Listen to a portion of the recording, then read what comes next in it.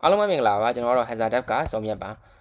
ကျွန်တော်ဒီဗီဒီယိုလေးမှာတော့ဒီ Kotlin ရဲ့မှာကျွန်တော်တို့ C class အကြောင်းကိုပြောင်းမှာဖြစ်ပါတယ်အဲ့တော့သင်ခန်းစာရဲ့နာမည်ကဘာလဲဆိုလို့ရှိရင် SCALED C class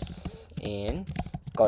Kotlin ရဲ့မှာကျွန်တော်တို့ဒီ C class တွေအကြောင်းကိုပြောင်းမှာဖြစ်ပါတယ်အဲ့တော့ကျွန်တော်တို့ C ဆိုတဲ့အတိုင်းပဲဒီကောင်ကြီးချက်ပိတ်ထားတာပေါ့နော်ဘယ်လိုမျိုးလဲဆိုရင်ကျွန်တော်ဒီ C class ကလက်တွေ့အသုံးမှာဆိုလို့ရှိရင်ဆိုပါတော့ကျွန်တော်API နဲ့ကနေပြီးတော့ API တစ်ခုကျွန်တော်ရှိမယ်ပေါ့နော်movie database နဲ့ဆွဲထုတ်မှကျွန်တော် API တစ်ခုကျွန်တော်ရှိမယ်ဆိုတော့အဲ့ API ကိုကျွန်တော် Android app တစ်ခုကနေပြီးတော့ကျွန်တော်ဆက်သွယ်မယ်ဆိုလို့ရှိရင်သူ့မှာအခြေခံအဖြစ်ကျွန်တော်အဆင့်3ဆင့်ရှိတယ်ပေါ့နော်ပထမတစ်ဆင့်ကဘာလဲဆိုရင်ကျွန်တော် loading အဆင့်ပေါ့နော် loading အဆင့်ဆိုတာကျွန်တော်ဒီအဲ့ဒီ API နဲ့ကကျွန်တော် data တွေကိုဆွဲထုတ်နေတဲ့အနေအထားမှာဒီကောင် loading အဆင့်မှာကျွန်တော်ရှိတယ်အကဲကျွန်တော်တို့က internet connection ကြောင့်ပဲဖြစ်ဖြစ်ကျွန်တော်တို့ဒီ backend server ကကြောင်းနေရပဲဖြစ်ဖြစ်ပေါ့နော်အဲ့လိုအခြေအနေမျိုးမှာဆိုရင်ကျွန်တော်ဆွဲထုတ်လို့မရတော့ဆိုရင်ဘာဖြစ်သွားမလဲဆိုရင် error ပြမယ်ဒါဆိုရင်ကျွန်တော် error state ကျွန်တော်တို့ရှိမယ်နောက်ဆုံးကျွန်တော်တို့ကဒီ error လည်းမရှိဘူး loading state ကလည်းကျွန်တော်တို့ပြီးသွားတဲ့အခြေအနေမှာဆိုလို့ရှိရင်ဆွဲထုတ်လို့ရတာကျွန်တော် data တွေပြန်ပေးမယ်ကျွန်တော်တို့က success ဆိုတဲ့ကျွန်တော် state 3ခုရှိမယ်ပေါ့နော်ပုံမှန်အားဖြင့်ကျွန်တော် API တွေကိုဆွဲထုတ်မယ်ဆိုရင်state 3ခုရှိမယ်ပေါ့နော် API call မှာဆိုလို့ရှိရင်ဒီ3ခုရှိမယ်အဲ့ဒါပါလဲဆိုလို့ရှိရင် loading state ကျွန်တော်တို့ရှိမယ် error state ရှိမယ်ပြီးလို့ရှိရင်ကျွန်တော်တို့ဘာရှိအောင်မလဲဆိုတော့ဒီ success ဆိုတော့ကျွန်တော် state ရှိမယ်ပေါ့နော် success ဆိုတဲ့ state ကိုကျွန်တော်ရှိမယ်ဒီလို3ခုရှိမယ်ပေါ့နော်ဒါဆိုရင်ကျွန်တော်ဒီ3ခုလုံးကဘာလဲဆိုရင်အခြေခံအပြင်ကျွန်တော်တို့ခြုံငုံပြီးကြည့်မယ်ဆိုလို့ရှိရင်ဒီ3ခုလုံးက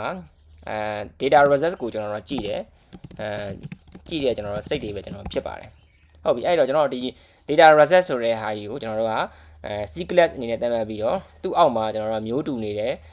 loading ရဲ့ကျွန်တော် error ရဲ့ success ရဲ့ကျွန်တော်ဒီ3ခုရဲ့ကိုကျွန်တော် C class ထဲမှာထည့်မှာပဲဖြစ်ပါတယ်အဲ့တော့ဒီနေရာမှာကျွန်တော်တို့ C class ဆိုတဲ့ keyword ကိုကျွန်တော်တို့သုံးတယ်ဒါတွေကကျွန်တော် result ကိုကြည့်တဲ့ဟာတွေခြုံငုံပြီးပြောအောင်ဖြစ်တဲ့ကြောင့်လို့ဒီနေရာမှာ result ဆိုပြီးကျွန်တော်လာတယ်ပေါ့နော်အထက်မှာကျွန်တော်တို့ state 3ခုရှိမယ်ပထမတစ်ခုကတော့ loading state ကတော့ကျွန်တော်ဘာမှမပါဘူးရိုးရိုးလေးပဲloading လုပ်နေရလားမလုပ်လားဆိုတာပြောမယ့်ဟာပဲပေါ့နော်အဲ့တော့ဒီနေရာမှာ object loading ဆိုပြီးတော့ကျွန်တော်တို့ထားလိုက်မယ် loading ဒီကောင်ကဘာလဲဆိုရင် result ပဲပေါ့နော်နောက်တစ်ခုကျွန်တော်တို့ဗာရှိအောင်လဲဆိုရင်ကျွန်တော်တို့က error ဆိုတဲ့ stage တစ်ခုရှိမယ် error မှာကျွန်တော်တို့ဗာပါအောင်မလဲဆိုတော့ကျွန်တော် error message ကျွန်တော်တို့ပါအောင်မယ်ပေါ့နော် error message ဆိုတာကျွန်တော်ဘာကြောင့်ဖေးသွားရလဲကျွန်တော် internet connection မရလို့ကျွန်တော်တို့ဖေးတာလားဒါမှမဟုတ်လို့ရှိရင်ကျွန်တော်တို့ကဟိုပါပေါ့နော်backend server ကအဆင်မပြေလို့ကျွန်တော်တို့ဖေးရလားပေါ့နော်အဲ့ဒါမို့ကျွန်တော်တို့တခုခုပြမယ်ကျွန်တော် error message နဲ့ကျွန်တော်ပါအောင်မယ်အဲ့တော့ message ဆိုတဲ့ parameter တစ်ခုကလည်းအပို့ပါအောင်မယ်ဆိုတော့ကျွန်တော် data class ကိုကျွန်တော်သုံးမယ်အဲ့ဒီနေရာမှာ data class error message ပေါ့နော် message ပါမယ်ဒီကောင်တွေကကျွန်တော်တို့ပါလဲဆိုရင်ဒီ result ဆိုတဲ့ကောင်လေးဖြစ်မယ်ပေါ့နော် result အောက်မှာပဲကျွန်တော်တို့ရှိမယ်ပေါ့နောက်တစ်ခုကျွန်တော်ပါပေါင်းမလဲဆို success ဆိုတဲ့ကျွန်တော်တို့စိတ်ပါမယ်အဲ့ဒါကကျွန်တော်ဒီနေရာမှာ result ဒီနေရာမှာ string လုပ်ပဲပေးလိုက်ရင်ပေါ့နော်အကယ်ကျွန်တော်တို့ကဆိုပါတော့ကျွန်တော်ဒီ movie data တွေဆက်ထုတ်တာဆိုလို့ရှိရင်ဒါမို့လို့ရတယ်ကျွန်တော် movie array ပေါ့နော် movie ရိုင်း movie ဆိုပြီးဒီလိုသွားလို့ရတယ်ဒါပေမဲ့ကျွန်တော်ဒီနေရာမှာတော့စမ်းပြတာဆိုတော့ဒီနေရာမှာ string နေနဲ့ပဲထားလိုက်မယ်ပေါ့ဒါဆိုလို့ရှိရင်ကျွန်တော်တို့ကဒီမျိုးတူနေတဲ့ loading ရဲ့ကျွန်တော် error ရဲ့ success ရဲ့ဆိုတဲ့ဒီ3ခုကိ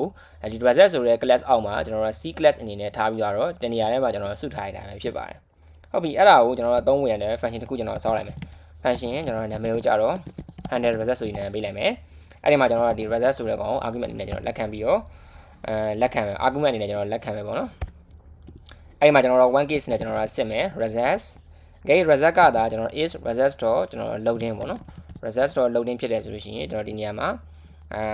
print အလဲကျွန်တော် loading ဖြစ်နေတယ်ဆိုတော့ကျွန်တော် print ထုတ်ကြမယ်။ကျွန်တော်ဒီနေရာမှာ result ကျွန်တော် error ဖြစ်တယ်ဆိုလို့ရှိရင်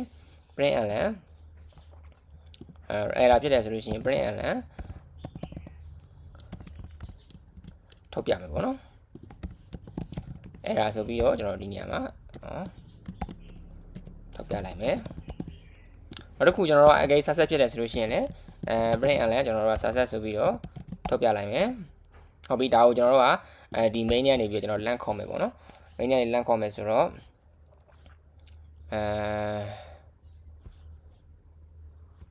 main နဲ့ link ခေါ်မယ်ဆိုတော့ကျွန်တော်ဒီနေရာမှာ